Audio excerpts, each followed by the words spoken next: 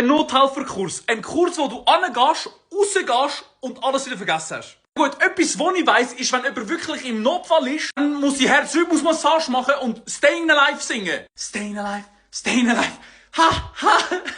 Was ich auch noch weiss, ist, dass ich in diesem Klassenraum drinnen gesessen bin und einfach nur auf meine Uhr geschaut habe. Und ich so, Alter, wann ist es endlich fertig? Ich will einfach meinen Lernfahrausweis. Und soviel ich weiss, ist es noch recht teuer. Was zahlt man für so einen Nothelfer schon wieder? Und muss man eigentlich als Töffli-Fahrer auch den Nothelfer besuchen? Ich meine, ich glaube, wenn du Traktor fahren willst, musst du auch irgendwie die Nothelfer machen. Weil ich glaube, bei mir ist irgendwie so ein 14-Jähriger damals im Raum drinnen gesessen, auch voll am Zuhören. Ich glaube, Bro, der hat glaube einfach nichts verstanden. Und bei der Puppe haben probiert, Staying Alive zu machen, also die Herzdruckmassage.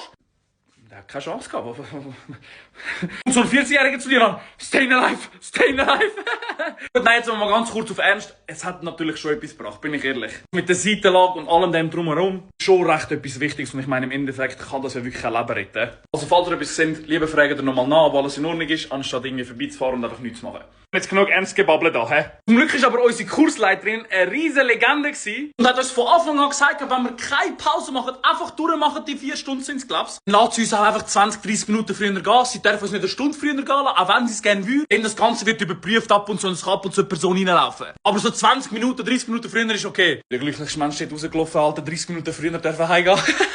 Was habt ihr am wenigsten gern gemacht? Schreibt es mal in die Kommentare.